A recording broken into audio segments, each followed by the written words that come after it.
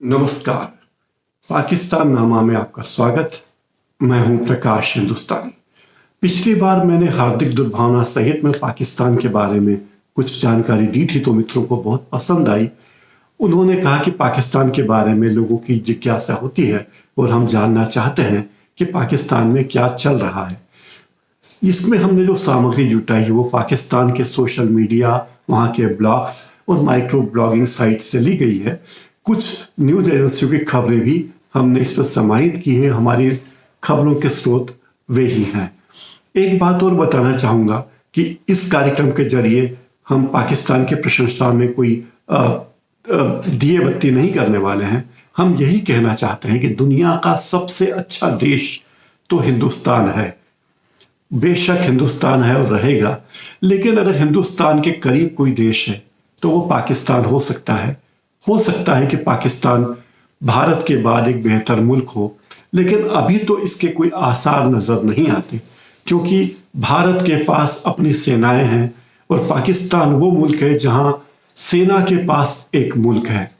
पाकिस्तान में कोई भी बच्चा बड़ा होता है, लोग बच्चे पूछते हैं कि तुम क्या बनना चाहते हो, तो अपना नाम बताने के पहले वो बताता है कि हमारे पास परमाणु बम है और मैं आतंकवादी बनना चाहता हूं। तो ऐसे मुल्क के बारे में, लोगों के बारे में जिज्ञासा, वहां के लोग क्या कर रहे हैं, ये जिज्ञासा सभी के मन में होती है।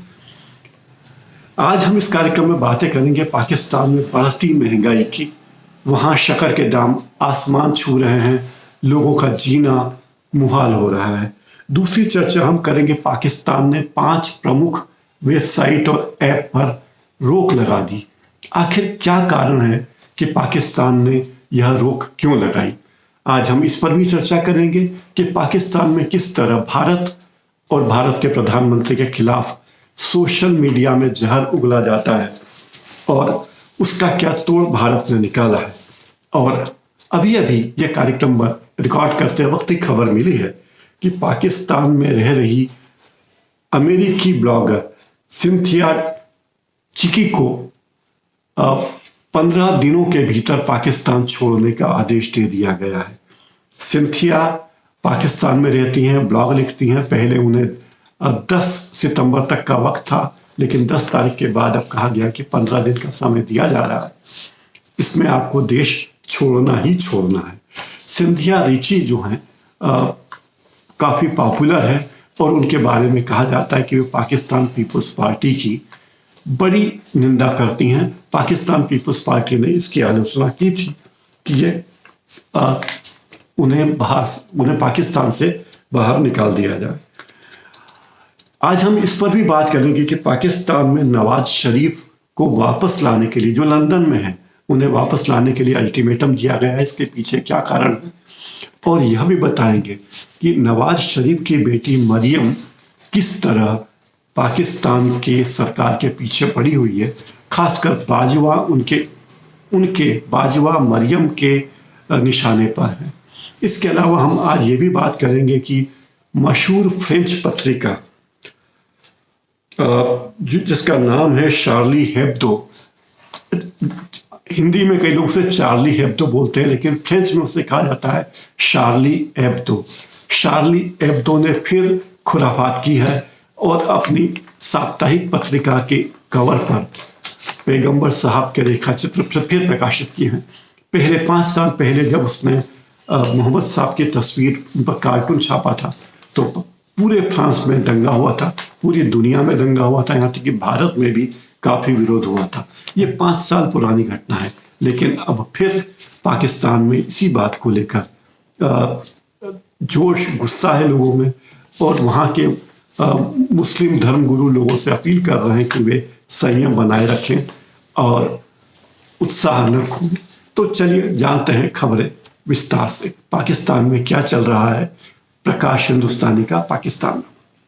सबसे पहले हम बात करते हैं कि पाकिस्तान ने क्यों 5 प्रमुख वेबसाइट और ऐप को रोक दिया है, उन ऐप पर प्रतिबंध लगा दिया है। पाकिस्तान का कहना है कि वो पाकिस्तान के कल्चर के खिलाफ।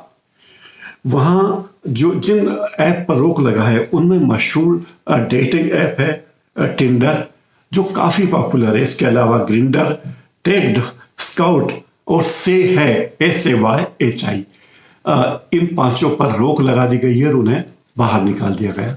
पाकिस्तान ने कुछ दिनों पहले ही टिकटॉक पर भी रोक लगाई थी, लेकिन फिर टिकटॉक की अपील पर उन्होंने उसे अपने देश में रहने की अनुमति दे दी है। इसका एक कारण यह भी है कि भारत जिन ऐप के खिलाफ अभियान चलाता है, पाकिस्तान उन्हें अपने यहाँ वेलकम करते हैं। इसमें एक बात बहुत उल्लेखनीय है कि जो ग्रिंडर नाम का ऐप है, GRINDER, ग्रिंडर ऐप जो है, ये ऐप गे और ट्रांसजेंडर लोगों में बहुत पॉपुलर है और सबसे ज़्यादा ये USA में डाउनलोड है, और USA के बाद अगर ये कहीं और डाउनलोड किया गया है तो वो पाकिस्तान में। पाकिस्तान की सरकार इस बात से बौखला गई कि पाकिस्तान के लोग अपनी आज़ादी खो रहे हैं। पाकिस्तान की कई पढ़ी लिखी कॉलेज जाने वाली लड़कियों ने इस ऐप के जरिए अपने मेट को खोजा है, लड़कियों में लोकप्रिय हो रहा है। पाकिस्तान की लड़कियों ने इसे अपने अभिव्यक्ति का ऐप माना है, क्योंकि वहाँ महिलाओं पर पहले ही काफ़ी प्रतिबंध है। पाकिस्तान की अथॉरिटी ने, जो ये सब देखती है, नियामक आयोग है वहाँ का, उसने कहा है कि अगर ये लोग पाकिस्तान के कानूनों का पालन नहीं करेंगे, पाकिस्तान का सम्मान नहीं करेंगे, तो हम उन्हें अपने देश में कैसे रहने दे सकते हैं। इसलिए हमने उन्हें अपने देश से खो कर दिया है। हमारे पास और कोई रास्ता नहीं है कि हम इसके बारे में कोई तरीका निकालें। वहाँ की पाकिस्तान टेली कम्युनिकेशन अथॉरिटी ने कहा है कि हमने इन्हें बार बार नोटिस दिए, इन पांचों ऐप वालों को बार बार नोटिस दिए कि आप ऐसा कोई काम मत करिए जो पाकिस्तान में प्रतिबंधित है या पाकिस्तान की संस्कृति के खिलाफ है। लेकिन इन कंपनियों के अधिकारियों ने वहाँ की सरकार की बात नहीं सुनी और इन ऐप को लोकप्रिय बनाना जारी रखा। इन ऐप के बारे में चर्चा चलती रहती है और ये ऐप वहाँ काफ़ी हद तक लोकप्रिय होते जा रहे हैं।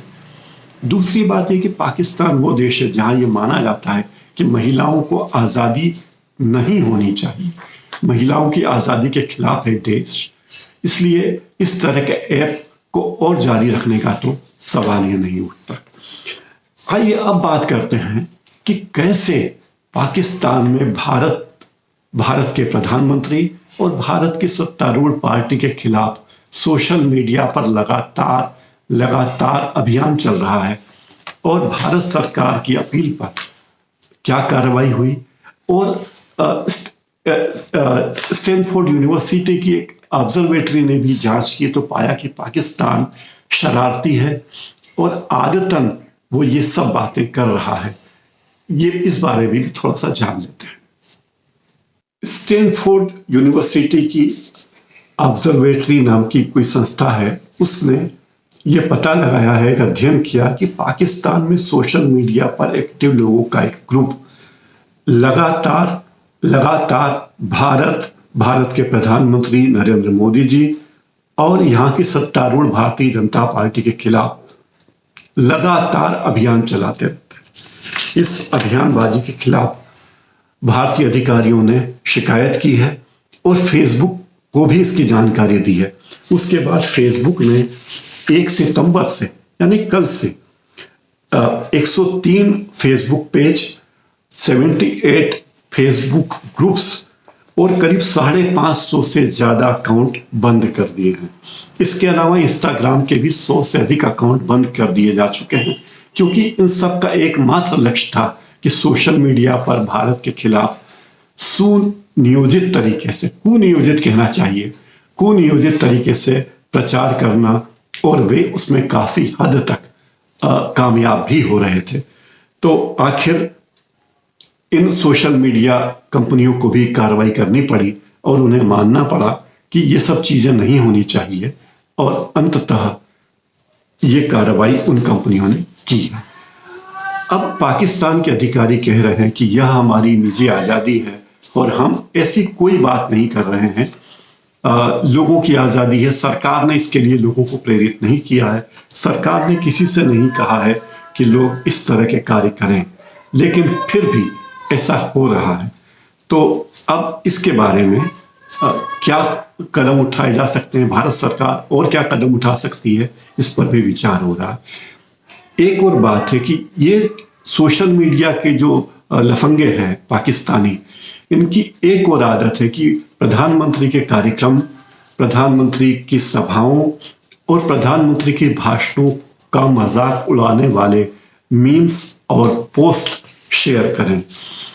उन्होंने, कई लोगों ने भारतीय नामों से अकाउंट खोल रखे हैं, भारतीय लोगों की तस्वीरें लगा रखी है और एक बड़ा फर्जी कामकाज चल रहा है। ऐसा माना जाता है कि प्रधानमंत्री के मन की बात कार्यक्रम के बारे में जो YouTube पर शेयर किया गया था, उसे लाखों की संख्या में जो डिसलाइक मिले हैं, लाइक्स की तुलना में कई गुना ज्यादा डिसलाइक मिले हैं, उसके पीछे भी यही तत्व हैं। शायद इसीलिए अब जिस अकाउंट से, YouTube के जिस अकाउंट पर प्रधानमंत्री के मन की बात कार्यक्रम जुड़ा हुआ था, उस अकाउंट की सेटिंग में यह बदलाव कर दिया गया है कि न तो कोई उस पर जाकर टिप्पणी लिख सकता है, न उसे डिसलाइक कर सकता है। ये एक अच्छी पहल हुई है, क्योंकि हमें कोई बदनाम करना चाहे तो हम उसे बदनाम करने के लिए क्यों इसकी इजाजत दें। वैसे ही प्रधानमंत्री नरेंद्र मोदी, भारतीय जनता पार्टी और हमारी सरकार को बदनाम करने के लिए भारत में कम लोग नहीं हैं कि पाकिस्तान के लोगों को भी इसमें आगे आना पड़े। शायद इसीलिए प्रधानमंत्री और भाजपा के समर्थक लोगों ने यह आरोप लगाया है कि प्रधानमंत्री मनमोहन सिंह के कार्यक्रमों का मजाक उड़ाने वाले और उनके कॉमेडी वाले, कार्टून बनाने वाले, मीम्स बनाने वाले लोगों में अधिकतर पाकिस्तान और तुर्की के लोग हैं। ये बात काफी हद तक सही हो सकती है, इसमें दो मत नहीं। लेकिन ये जो अकाउंट रोके गए हैं, पेज बंदिश लगाई गई है, इससे साफ है कि ये सब पाकिस्तान से हो रहा है। आइए बात करते हैं फ्रेंच पत्रिका शार्लो एब्दो के बारे में। शार्लो एब्दो ने क्या फिर कुटिल चाल चली है, दुनिया में किस तरह इस पर प्रतिक्रिया हो रही है, भारत में भी प्रतिक्रिया हो सकती है, पाकिस्तान भी इसके बारे में प्रोएक्टिव हो चुका है। फ्रांस से छपने वाली एक साप्ताहिक कार्टून पत्रिका है जिसका नाम है चार्लो हेब्दो, लेकिन फ्रांस में फ्रेंच भाषा में उसका उच्चारण होता है शार्लो एब्दो। 2005 और 6 में इस पत्रिका ने मोहम्मद साहब के बारे में, पैगंबर मोहम्मद साहब के बारे में कार्टून प्रकाशित किए थे, जिस पर पूरी दुनिया में हंगामा मचा था। फ्रांस में जमकर तोड़फोड़ हुई, जमकर मारपीट हुई। 12 लोग उस वक्त मारे गए थे जब 5 साल पहले वो कार्टून रिपीट किए गए थे। 5 और 6 में तो लोगों का ध्यान उस पर नहीं गया, लेकिन अभी जब लोगों का ध्यान गया 2015 में जब ये पत्रिका ने कार्टून छापे थे पैगंबर साहब के, तब वहाँ लोगों ने उस कार्टून को बनाने वाले को गोली मार दी थी और 12 लोग तो उसी दिन मरे थे। पत्रिका के दफ्तर में तोड़फोड़ हुई थी और पूरी दुनिया में कार्टून को लेकर हंगामा हुआ था। यहाँ तक कि भारत में भी फ्रांस में छपी फ्रेंच भाषा की पत्रिका में कार्टून को लेकर हिंसक प्रदर्शन हुए थे। अब उस पत्रिका के संपादक ने फिर मोहम्मद साहब के रेखा चित्र फिर से प्रकाशित करने का फैसला किया और वो ऑनलाइन तो प्रसारित हो चुके हैं। पत्रिका के प्रकाशक और संपादक का कहना है कि ये हमारी आज़ादी है कि हम किसके बारे में कार्टून बनाएं, किसके बारे में न बनाएं, और ये फ्रांस की सरकार, फ्रांस का कानून हमें आज़ादी देता है, अभिव्यक्ति की पूरी आज़ादी देता है। हम उस आज़ादी में किसी का भी खलल बर्दाश्त नहीं करेंगे। और यह पत्रिका फिर छाप रही है। इस घटना के बाद पूरी दुनिया में मुस्लिम वर्ल्ड उबल रहा है, उबाल पर है, क्योंकि इस्लाम के मतावलंबियों के, इस्लाम को मानने वाले कहते हैं कि पैगंबर साहब के बारे में कोई रेखा चित्र, तस्वीर या कार्टून नहीं बनाई जा सकती। ये उनके धर्म के खिलाफ है। अब फ्रांस की सरकार पूरी तैयारी कर रही है कि वहाँ शांति व्यवस्था रहे और दुनिया के मुस्लिम देशों में भी वहाँ की सरकारें सक्रिय है। हालांकि तो कोई ऐसा तर्क नहीं है कि अगर फ्रांस में की कोई पत्रिका, फ्रेंच भाषा की पत्रिका कुछ गलत सामग्री भी छाप दे तो दूसरे देशों के लोग उस पर आपत्ति करें, हिंसा करें। हिंसा तो कहीं से भी जायज नहीं ठहराई जा सकती और न ही आपराधिक कृत्य जायज ठहराए जा सकते हैं। लेकिन शार्ली एब्दो का कहना है, उसके मालिकों का कहना है, प्रकाशकों का कहना है कि ये हमारी अभिव्यक्ति की आज़ादी का मुद्दा है। आप जानते हैं कि फ्रांस में अभिव्यक्ति की आज़ादी बहुत मायने रखती है और वहाँ अभिव्यक्ति की आज़ादी के लिए लोग किसी भी हद तक जा सकते हैं। यहाँ तक कि वहाँ व्यक्तिगत आज़ादी भी काफ़ी ज़्यादा है। जिस आज़ादी की कल्पना हम यहाँ नहीं कर सकते, वह कल्पना यहाँ वहाँ पे करना मुश्किल है। तो इस तरह की चीज़ें वहाँ पर हो रही हैं। अभी हाल में दो बड़ी दिलचस्प खबरें पाकिस्तान के बारे में आई है।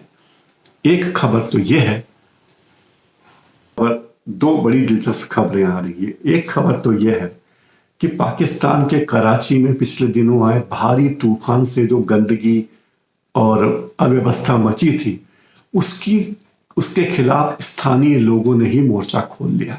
लोग वहां गटर की सफाई कर रहे हैं, घर के सामने सफाई अभियान चला रहे हैं और इसमें सामाजिक संगठन, धार्मिक संगठन और तमाम दूसरे राजनीतिक संगठन भी इसमें आगे आए हैं कि हमें कराची को साफ बनाना है। इसी के साथ वहां के सोशल मीडिया पर यह बात बहुत तेजी से फैल रही है और लोग मजाक में लिख रहे हैं कि अगर कराची की ये स्थिति है तो भगवान ही मालिक है, अल्लाह ही मालिक है पाकिस्तान का। ये भी दावा किया जा रहा है कि मोहनजोदड़ो की पुरानी बसावट में, उस जमाने के बाबा आदम के जमाने की कही जा सकती, मोहनजोदड़ो में जो व्यवस्था थी बरसाती पानी की निकासी की, सीवेज की, गटर लाइनों की, वो व्यवस्था कराची की वर्तमान व्यवस्था से बेहतर थी।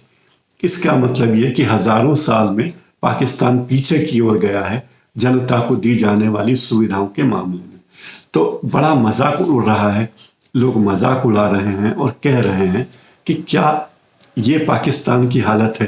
पाकिस्तान इस तरफ हो गया है कि अब मोहनजोदड़ो की व्यवस्था वर्तमान कराची से बेहतर है। दूसरी एक चिंताजनक बात पाकिस्तान के लोगों के लिए है, वो ये है कि वहां शक्कर के दाम बेतहाशा बढ़ गए। 6 महीने पहले वहां पर शक्कर की कीमतें 45 से 50 रुपए किलो थी, जो अब बढ़कर 100 से 115 रुपए किलो हो गई है। 2 गुनी से भी ज्यादा शक्कर महंगी हो गई है। लोगों ने प्रधानमंत्री इमरान खान तक संदेश भिजवाया है और कहा है कि जन आंदोलन हो सकता है, शक्कर के दाम कम करवाइए। इमरान खान ने कहा कि पाकिस्तान के पास इतनी शक्कर है नहीं, न इतनी शक्कर उत्पादित होती है। जब तक पाकिस्तान शक्कर इंपोर्ट न करेगा तब तक वहां शक्कर के दाम गिरने वाले नहीं हैं। यह तो शक्कर की बात हुई, बाकी दूसरी चीजों के दाम भी बेतहाशा बढ़ रहे हैं और वहां की सरकार इसे रोक पाने में सफल नहीं हो रही है। इस पर भारत के कई लोग कह रहे हैं कि भारत शक्कर निर्यात कर सकता है पाकिस्तान को, क्योंकि भारत में शक्कर की पैदावार इफरात में होती है। लेकिन सवाल यह है कि क्या भारत की शक्कर खाने के बाद भी पाकिस्तान के लोगों के मुंह का जायका, मुंह की कड़वाहट कम होगी? क्या उनके दिलों में भारत के प्रति नफरत की जगह मोहब्बत जागेगी? कहा नहीं जा सकता। दोस्तों, कल मैं बात करूंगा पाकिस्तान में बाजवा के बारे में। हाशिम बाजवा जिस तरह के शख्स हैं, वो ऐसे व्यक्ति हैं जो पाकिस्तान के अजित डोभाल कहे जा सकते हैं, लेकिन वो सीधे अजित डोभाल नहीं है। वो ऐसे अजित डोभाल हैं जो गौतम अडानी और मुकेश अंबानी का मिला जुला रूप है और पाकिस्तान को लूटने में उन्होंने अरबों रुपए की लूट मचा दी है और उनके खिलाफ आरोप लगाने वालों की हालत खराब है, उन्हें मौत का डर समा रहा है। तो इसके बारे में कल मैं बात करूंगा। ये कार्यक्रम आपको कैसा लगा, यहाँ सब्सक्राइब कीजिए, लाइक कीजिए और अगर आपको पसंद आए तो आइकन बेल भी दबा दीजिए, बेल का आइकन भी दबा दीजिए ताकि मेरे इस कार्यक्रम के नोटिफिकेशंस आपको मिलते रहें। और हाँ, अगर कार्यक्रम आपको बहुत अच्छा लगा हो तो आप अपने मित्रों में शेयर कर सकते हैं। आपको जानना चाहिए कि हमारे पड़ोस में क्या है, और नाम मैंने इसीलिए दिया हिंदुस्तानी का पाकिस्तान नामा। ये पाकिस्तानी के नजरिए से नहीं, एक हिंदुस्तानी के नजरिए से पाकिस्तान को देखने की कोशिश है। धन्यवाद। कल फिर मिलेंगे और कोशिश होगी कि ये कार्यक्रम रोज आप तक पेश किया जाए। धन्यवाद।